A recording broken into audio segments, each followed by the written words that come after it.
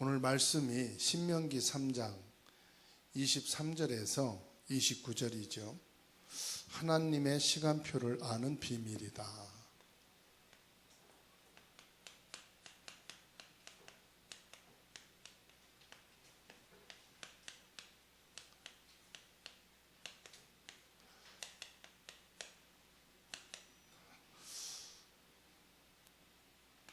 (23절에서 29절까지) 말씀입니다. 오늘 본문 말씀은 하나님께서 모세를 데려가시기 전에 비스가 산에서 지금 말씀하고 계십니다. 여기에서는 우리가 이제 죽음이라고 하는 단어를 좀 확인해야 되겠어요. 하나님께서 모세를 마지막 지금 보러 가시는 현장이죠. 여러분, 죽음 그러면 뭐가 생각납니까? 불신자는 죽음이면 끝이지만 우리에게 죽음은 새로운 시작이에요. 예수님의 우리는 부활을 보여야 됩니다. 모세는 예수님의 그림자입니다. 메시아를 설명하기 위해서 또 하나님 모세를 통해서 창조의 역사와 성령의 역사를 우리에게 보게 하셨어요. 예수님이 부활하셔서 성령으로 지금도 역사하고 계시죠. 복음은 완벽한 것입니다. 그런데 우리가 신앙생활을 하면서 복음을 자꾸만 육신론적인 체험을 하려고 그러죠.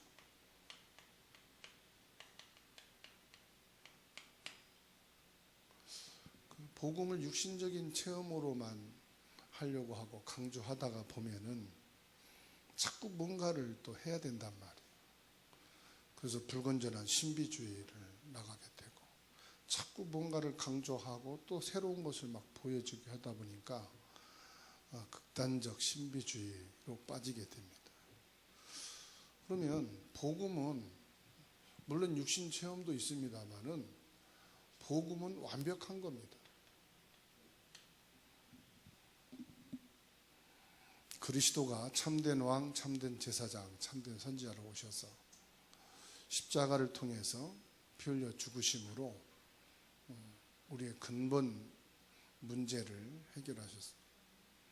그리고 죽은 자 가운데서 부활하시고 하나님 보좌 우편에 계시면서 성령으로 구원받은 자에게 내주하셔서 함께 하신 이 복음이면 완벽한데 자꾸만 우리는 이 복음이 어떤 세상 육신 이 부분의 체험을 통해서 확인하려고 하다 보니까 다른 것을 자꾸 강조하거든요. 물론 하나님께서 이 복음을 주시고 가나안으로 인도하시죠. 이 가나안도요 완벽한 겁니다.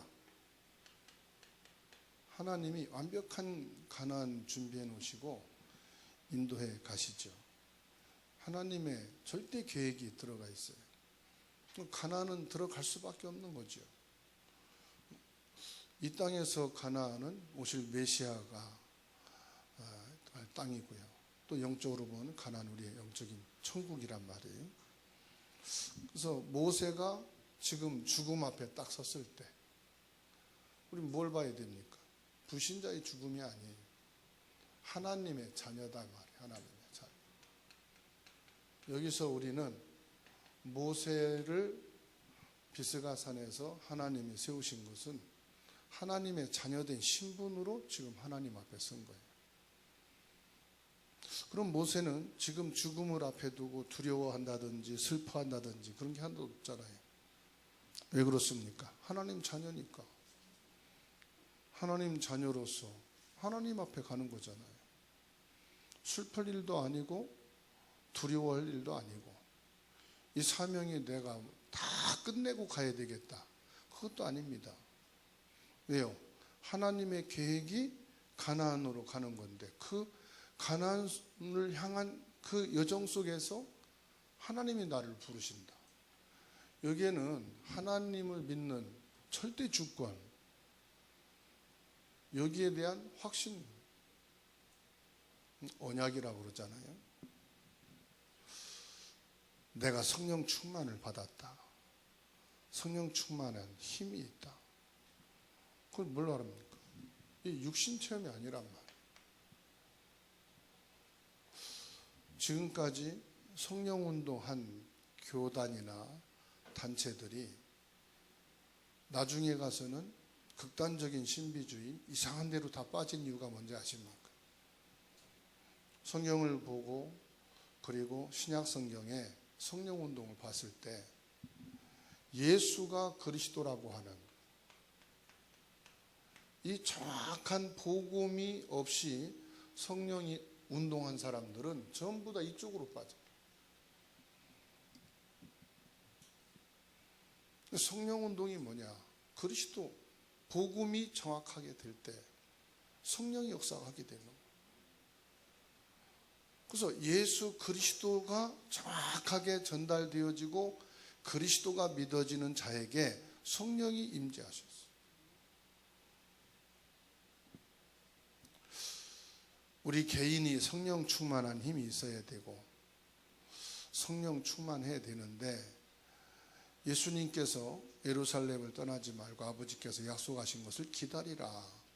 성령을 약속했단 말이에요. 오직 성령이 너희에게 임하면 너희가 권능을 받고, 누구에게 주신 약속입니까? 하나님 자녀에게 주신 약속이에요. 구원받은 자에게 주신 약속이란 말이에요. 그래서 아버지의 약속을 기다리라.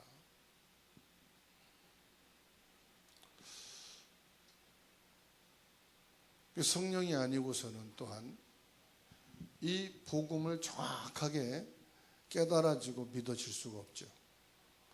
우리가 성경을 많이 읽고 암송하고 그런다고 성령이 역사한 게 아니에요. 그 말씀이 내게 믿어져야 돼. 그 믿어지는 것도 하나님이 주신 선물이다. 은혜로 되는 거다 그랬잖아요. 성령이 아니고는 주라 고백할 수가 없다. 그러니까 예수가 그리스도라고 하는 정확한 복음이 깨달아지고 믿어진 자에게 주신 약속이니까 이 사실을 믿고 기도하는 자에게 성령이 역사하신 것을 보게 됩니다. 그래서 모든 사건은 우리에게 정확한 복음을 깨닫게 하시는 하나님의 계획이에요. 출애굽에서부터 홍해 사건, 그 광야길을 가는 모든 여정들, 우리가 뭘로 봐야 됩니까? 복음의 눈으로 봐야 돼요. 육신 체험으로 보는 게 아니라 복음의 눈으로 바라볼 때, 하나님의 자녀는 복음의 눈으로 바라볼 때 여기에서 뭐가 나옵니까? 예수 그리스도. 예수 그리스도면은 끝이구나. 출애굽도 홍해도 가나안 통과도. 그리스도 예수님을 놓칠 때는 뭘로 봅니까? 자꾸 육신으로 돌아가죠. 환경을 쳐다보고 사람을 바라보고 나 자신의 지금 와 있는 문제를 보게 된단 말이에요. 그래서 저와 여러분들은 하나님의 시간표,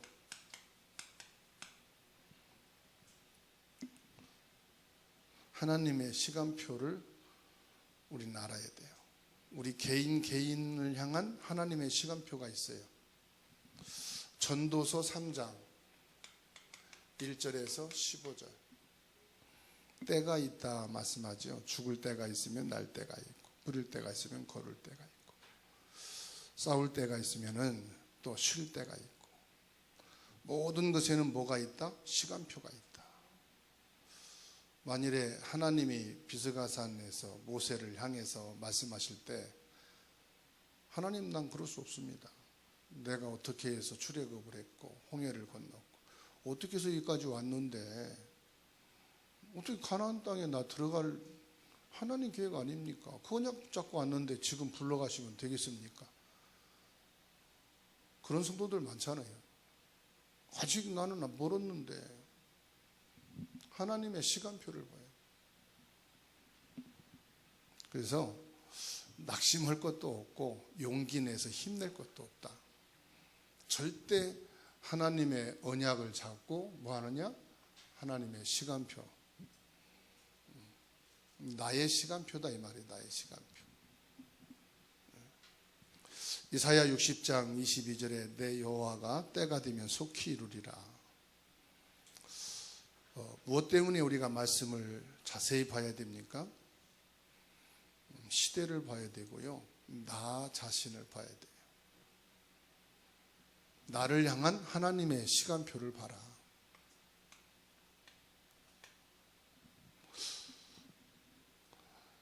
그 사도행전 1장 6절에서 8절 말씀 보세요. 자꾸 나를 향한 시간표, 주님의 시간표를 안 보고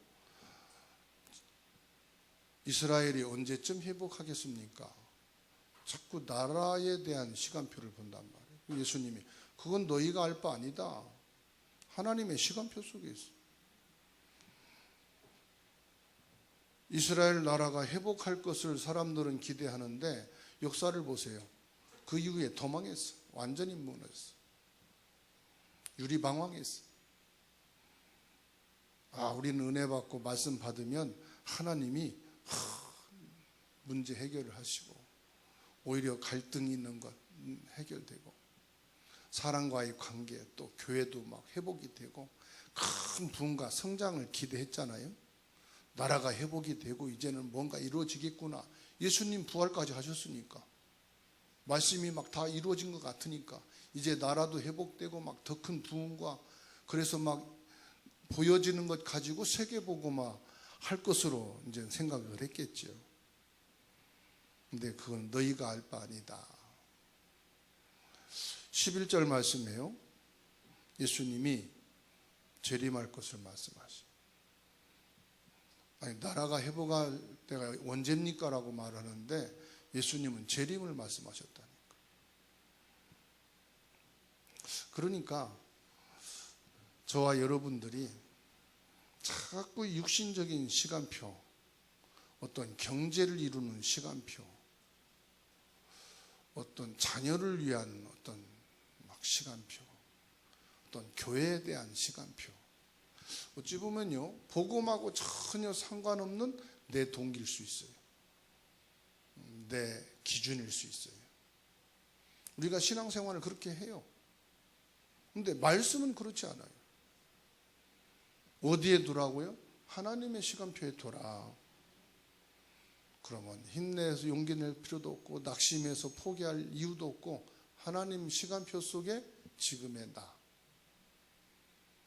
하나님의 시간표 속에 지금의 가정. 그래서 하나님이 주신 우리의 시간표는 뭐냐? 오늘입니다. 오늘 내가 말씀 속에 있는 것이, 오늘 내가 예배 속에서 주님께 집중하는 거예요. 오늘 내게 주어진 현장과 만남을 통해서 정확한 복음, 여기 결론을 내리고 복음 속에 있는 거예요. 사도행전 19장 21절, 23장 11절, 27장 24절 뭡니까? 로마잖아요.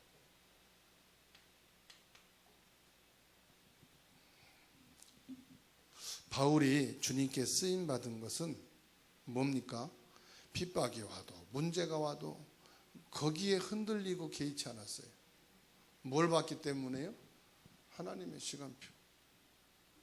바울이 본 현장은 뭐지요? 완전히 우상 현장이에요.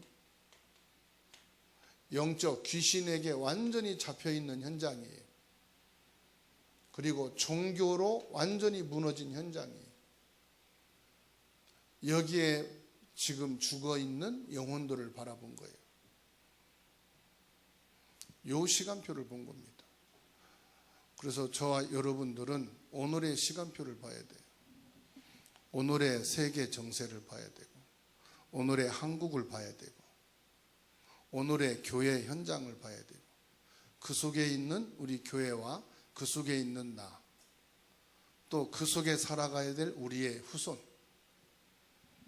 뭐가 답이겠냐? 진짜 원하는 게 뭐냐? 하나님이 원하시는 거. 내가 원하는 거 하는 게 아니라 하나님이 진짜 원하시는 거. 그래서 하나님 앞에 지금 비스가산에서 모세를 앞에 세운 거예요.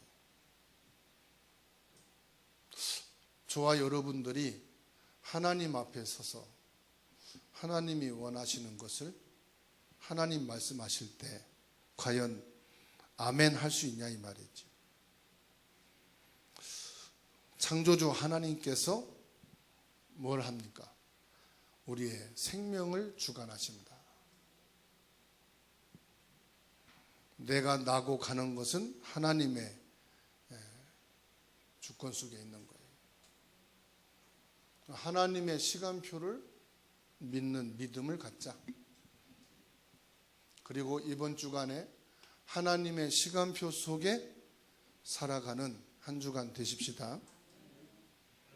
하나님의 시간표를 아는 비밀이다 그랬어요.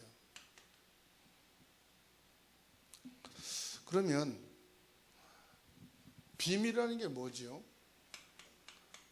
하나님이 주신 말씀은 세상 사람들이 봐도 이해가 되고 종교인이 봐도 이해되는 부분이 있고 신자만 볼 수 있는 부분이 있고 영적인 눈을 열어야만 보는 것이 있습니다. 그럼 말씀의 비밀이 뭐예요? 창세기 3장 15절.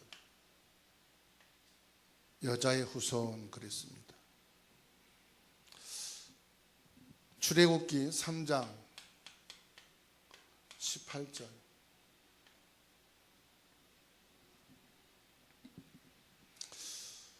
완전히 무너졌어도요, 이 복음의 언약만 깨달아지면 그날로 하나님 앞에 세워짐을 받습니다. 그러니까 모세가 뭐 80이든 120이든 그게 중요한 게 아니에요. 언약 속에 있을 때 언약에 쓰임 받게 된 거죠. 로마서 15장 4절.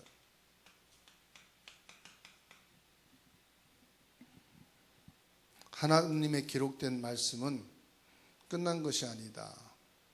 앞으로도 계속 이 말씀은 성취되게 돼 있어요. 그래서 고린도전서 10장 10절을 말씀하고 있어요.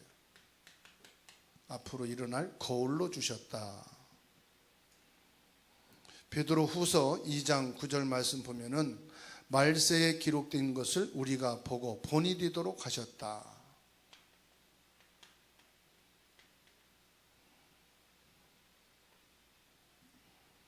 히브리서 4장 12절.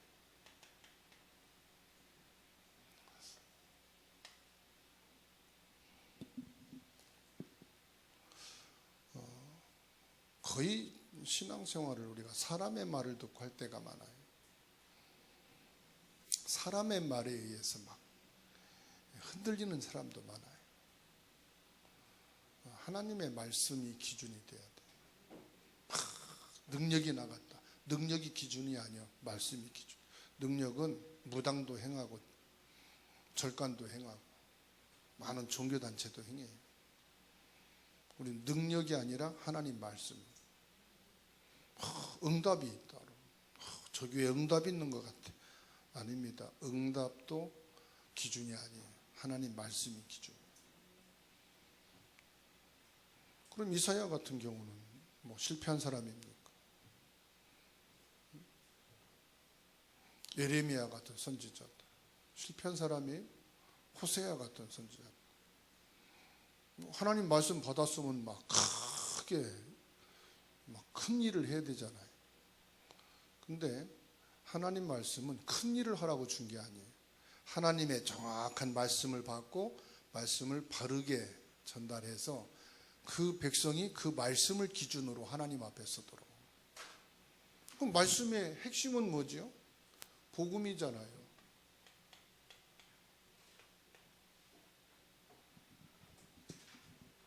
그래서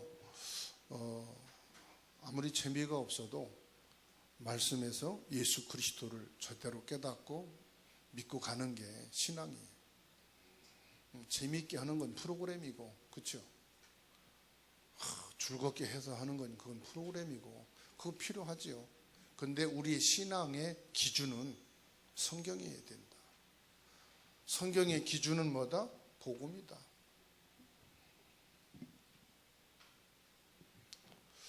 그러니까 출애굽을 해서 가나안에 가야 되는 이유를 아는 자는 원망을 안 했어요. 근데 원망 안 한 사람이 많아요? 원망한 사람이 많아요? 원망한 사람은 2명밖에 없고 원망 안 한 사람은. 그러니까 99.8%는 원망했단 말이죠. 그건 무슨 말이에요?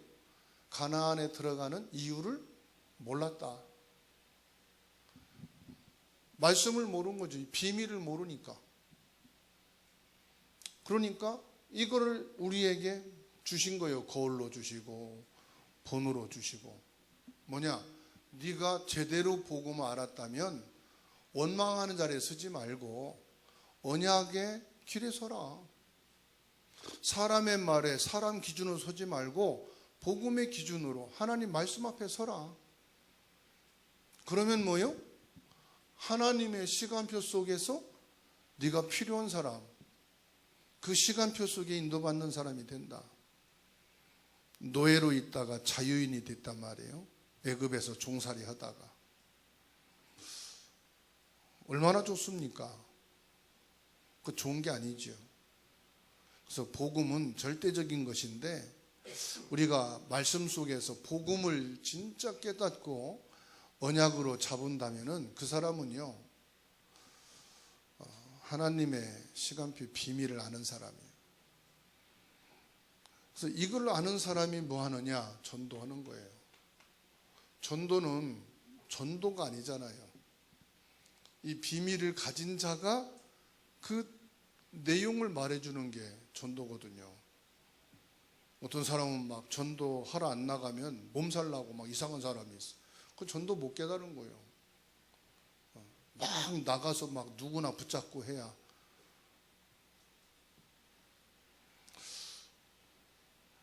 물론 그렇게 해서 적극적 전도로 인해서 하는 사람도 있더라고요.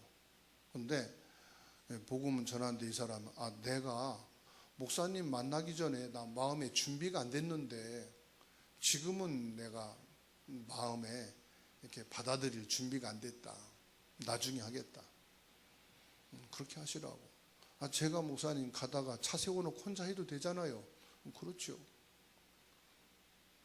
그랬더니 옆에 있던 권사님이 붙잡고 살아있는 것은 지금이 시간표고 지금 영접하고 지금 하나님 자녀가 되라.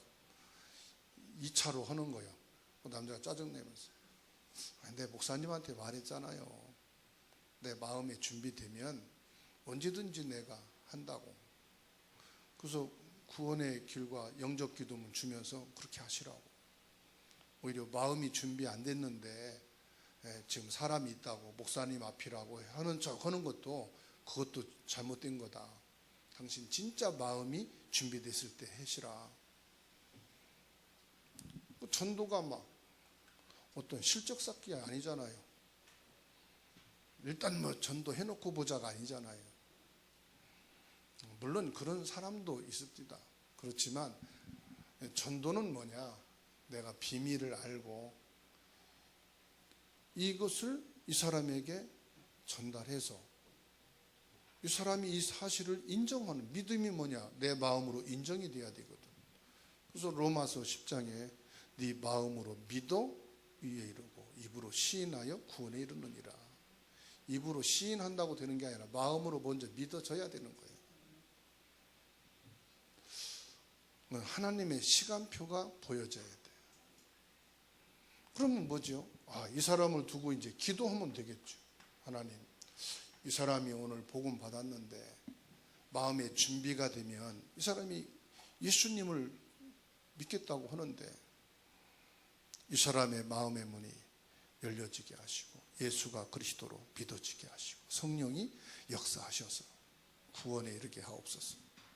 기도하면 되잖아요. 그죠? 이사야 40장 31절, 시편 81편 1절로 12절. 기도할 때 뭐요? 새 힘을 주신다.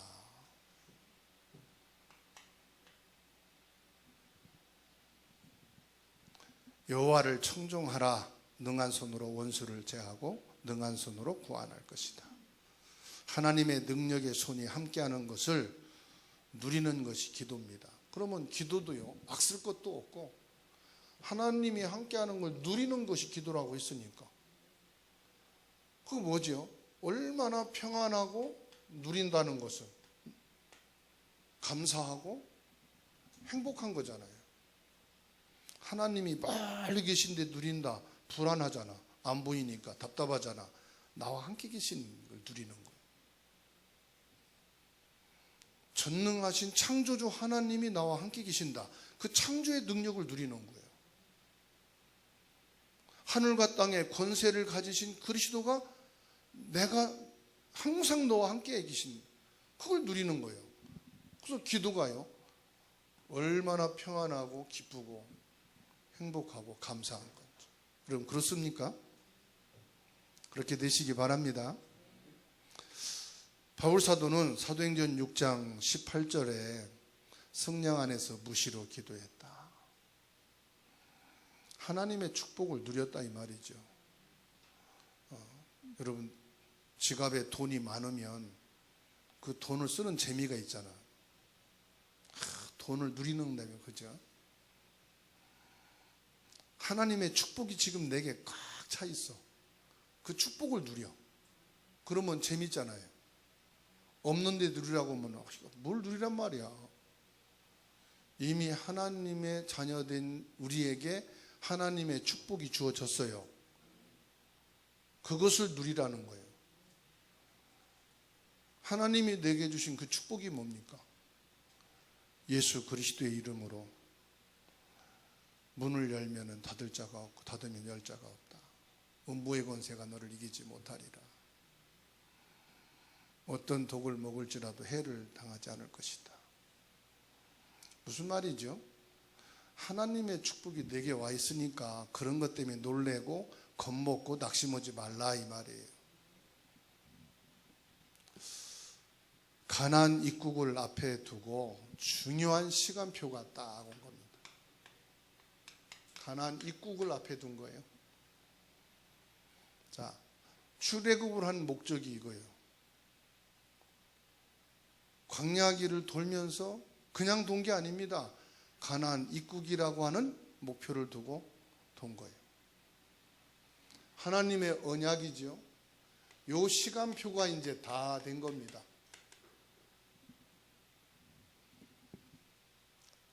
그런데 여기에서 하나님이 참 모세를 요 입구에서 지금 부르십니다. 너의 임무가 끝났다. 지금 정치인이 그거 아닙니까?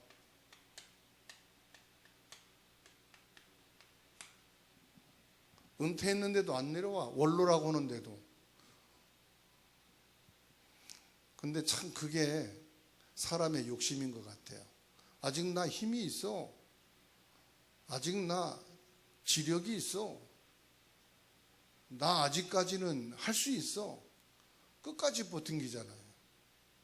그래서 저도 이렇게 보면은 과연 하나님이 이제 네 임무가 끝났다 그러면은 과연 어떨까? 그 감리교는 72세까지 은퇴고 73세까지 봐주더라고요.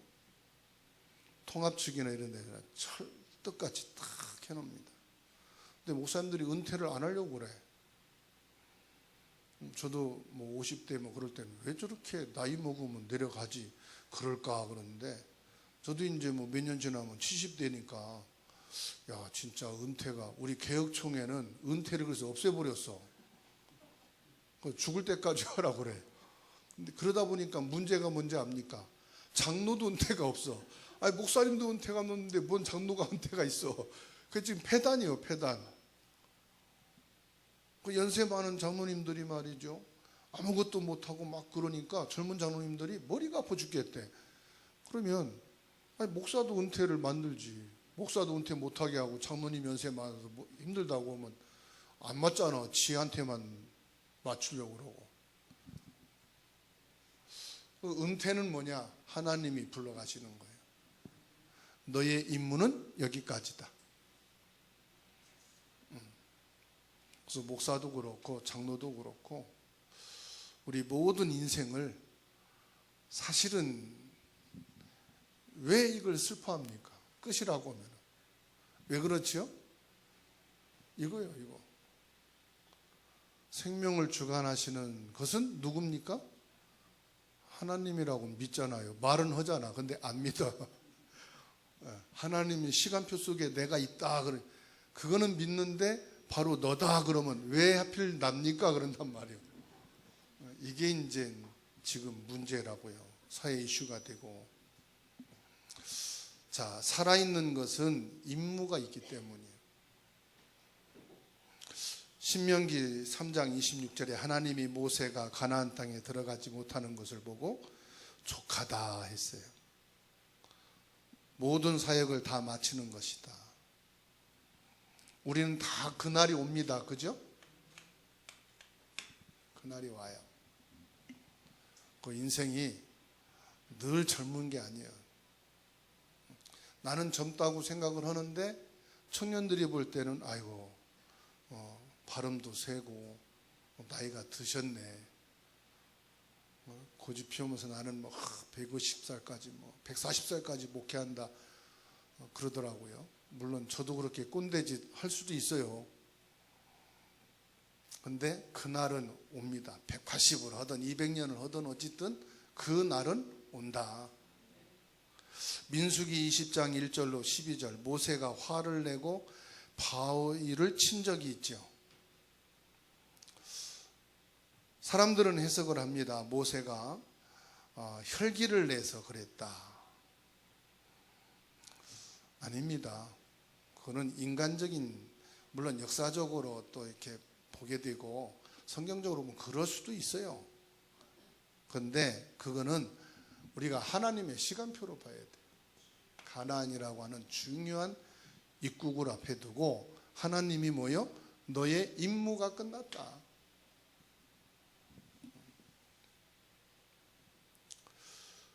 그리고 신명기 3장 28절 29절 말씀 보면은 후계자 나오잖아요. 후계자 누구죠? 여호수아. 여호수아가 딱 나와요. 우리의 역할을 다하고 렘넌트에게 넘겨주는 거예요. 인생 전체를 생각해 보시면 돼요. 하나님의 시간표 속에 내 인생의 전체를 보자. 후계자도요, 내게 맡고 우리 교회에 맡고 그것도 필요 없어요. 아벨 모홀라의 엘리사를 하나님이 준비해 놓으셨어요. 하나님이 예비해 놓은 후계자가 있습니다. 절대 언약을 붙잡고 복음 속에서 하나님이 원하시는 그 복음 운동 속에 있는 사람은 걱정 안 해도 된다. 하나님이 정해놓으신 후계자에게 우리의 역할을 다 하고 넘겨주면 돼요. 그래서 한 번뿐인 인생을 통해서 영원한 하나님의 계획을 이루는 것이 우리의 임무다. 그렇죠? 하나님의 계획을 이루는 그 속에 있는 작은 나의 헌신과 인생이 들어가 있다면 그게 축복이 아니겠습니까? 주기철 목사님은 일본의 신사 숭배를 우상 숭배다 정의를 내렸어요. 그리고 내 인생은 한 번밖에 없는 단 한 번밖에 없는 유일한 인생이다. 그래서 일사가고 한 번 죽는 것 끝이 아니고 우리 후대에게 우상을 남겨주면 안 된다. 교회에 우상을 남겨두면 안 된다. 한 번 인정하면요, 이게 언제 끝날지 모르거든. 그래서 한 번 재미로 시작된 도덕이 나중에 큰 소도덕이 된다고. 한 번 허용된 것이 문제가 된 거예요. 아담과 하와가 이 사단의 유혹에 한 번 넘어가게 된 것이 이게 영원히 하나님을 떠나게 되는, 언약을 잃어버리는. 사람들은 쉽게 생각하거든요. 모세가 인생을 120년 살았어요. 왕궁에서 40년 행복하지 않았습니다. 미디안 광야에서 40년 하나님 앞에 서는 시간표였습니다. 겁칠고 험난한 광야에서 40년 살았습니다. 사명 앞에 섰습니다. 저와 여러분들은 사명을 가진 인생이다.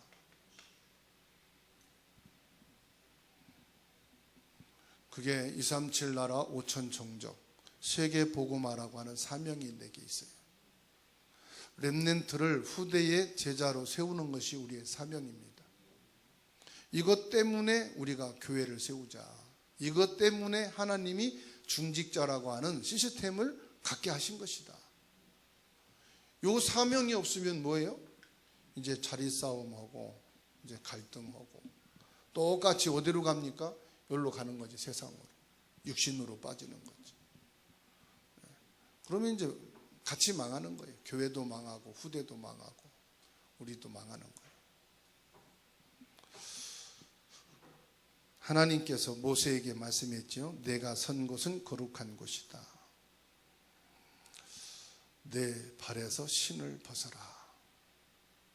우리는 절대적인 하나님의 자녀된 신분과 권세를 가지고 사명을 감당하는 것입니다. 그 사명은 예수가 그리스도라는 절대 언약입니다. 여호수아는 40년 동안 모세 따라다니며 철저한 훈련을 받았어요. 무슨 훈련이에요? 하나님 중심, 절대 언약 중심, 하나님의 시간표. 예수님은 오직 그리스도라고 말할 수 있는 저와 여러분이 되어야 할 줄로 믿습니다. 예수 그리스도만을 사단을 꺾고 원죄를 해결하고 구원받는 유일하신 길인 줄로 믿습니다. 우리와 영원히 함께 하셔서 하나님의 절대 계획을 이루시려고 성령으로 지금 우리와 함께 하시는 줄로 믿습니다. 그 이름으로 우리들이 237 나라와 5천 종족을 놓고 기도하고 렘넌트를 놓고 기도하게 될 줄로 믿습니다. 기도합니다. 하나님의 시간표를 아는 하나님의 자녀로 서지 계심을 감사합니다. 하나님 앞에서 나의 시간표를 보게 하시고 우리 가정의 시간표를 보게 하시고 교회의 시간표를 보게 하여 주시옵소서. 하나님의 말씀을 언약으로 붙잡고 예수 그리스도의 그 절대 시간표를 가지고 갈 수 있도록 성령께서 우리 생각과 마음을 주장하여 주옵소서. 가나안이라고 하는 절대 하나님의 계획은 그 누구도 바꿀 수가 없듯이 하나님의 절대 계획을 이루는 그 일에 모세를 세우시고 또 모세에게 내 임무가 여기서 끝이라고 말할 때 그 말씀에 아멘을 했습니다. 우리도 아멘 할 수 있는 믿음의 사람이 되게 하시고 하나님의 절대 시간표 속에서 인도받는 교회가 되게 하시고 성도가 되게 하옵소서. 살아계시며 우리와 함께 계신 예수님의 이름으로 기도하옵나이다. 아멘.